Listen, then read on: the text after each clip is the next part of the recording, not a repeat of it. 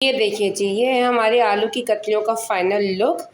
الحمدللہ یہ تیار ہو چکی ہیں، دیکھنے بھی ماشاءاللہ بہت خوبصورت ہیں، بہت کم مسالوں کے ساتھ جھٹپٹ تیار ہونے والی یہ آلو کا سالن یا آلو کی کتلیاں ہیں جس میں۔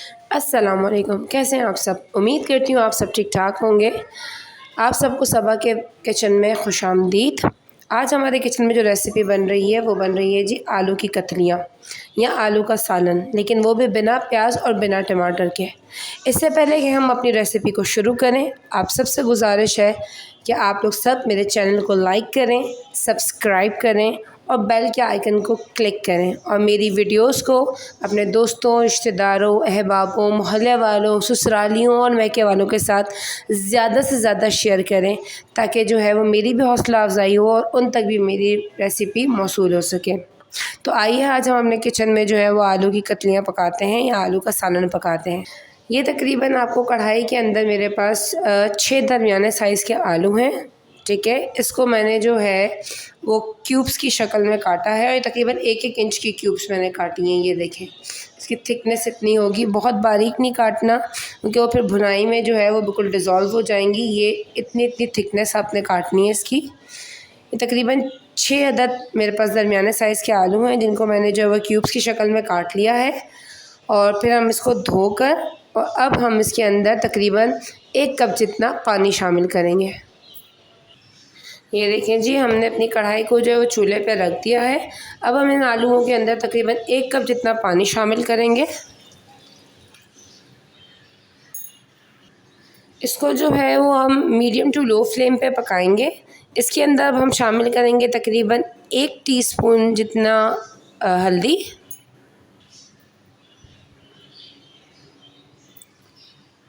اب ہم اس میں شامل کریں گے 1 ٹیبل اسپون جتنا نمک اس میں،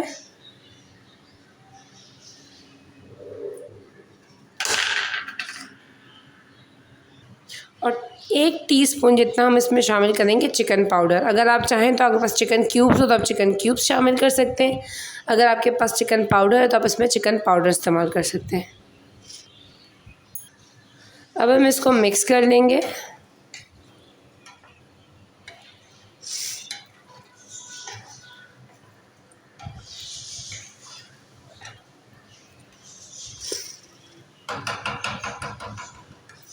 اس کو مکس کرنے کے بعد ہم اس کو تب تک پکائیں گے جب تک ہمارے آلو گل جائیں اور اس کا پانی جو ہے وہ تمام خشک ہو جائے۔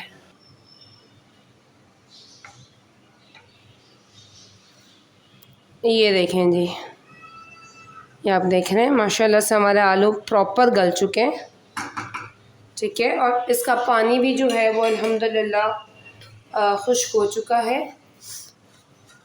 یہ دیکھیں نیچے آہستہ آہستہ سے لگ رہے ہیں۔ اب اس سٹیج پہ جو ہے وہ ہم اس میں جو ہے وہ 2/4 کپ جو ہے وہ آئل ڈالیں گے۔ اس کے اندر ہم 2/4 کپ آئل شامل کریں گے۔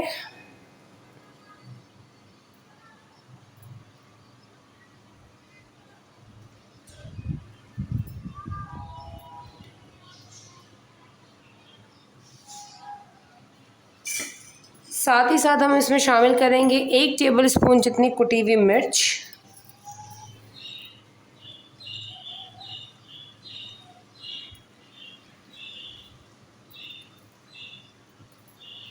اور اس کے ساتھ ہم اس میں شامل کریں گے 1 ٹی اسپون جتنی پسی ہوئی کالی مرچ۔ یہ جائے گی جی 1 ٹی اسپون جتنی پسی ہوئی کالی مرچ۔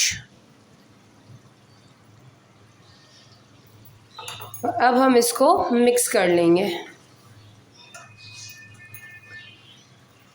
یہ دیکھیں جی، یہ ہو گیا جی مکس۔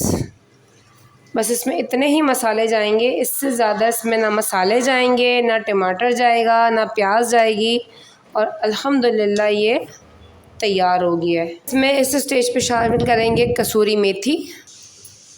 اس کو ہم تھوڑا سا ہاتھ میں کرش کر لیں گے، اور اب ہم اس کو شامل کریں گے اس کے اندر، کسوری میتھی کو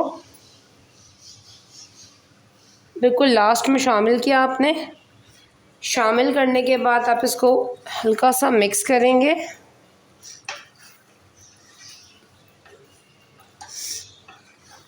اور یہ جی ہمارے آلو کی کتلیاں الحمدللہ بالکل تیار ہیں۔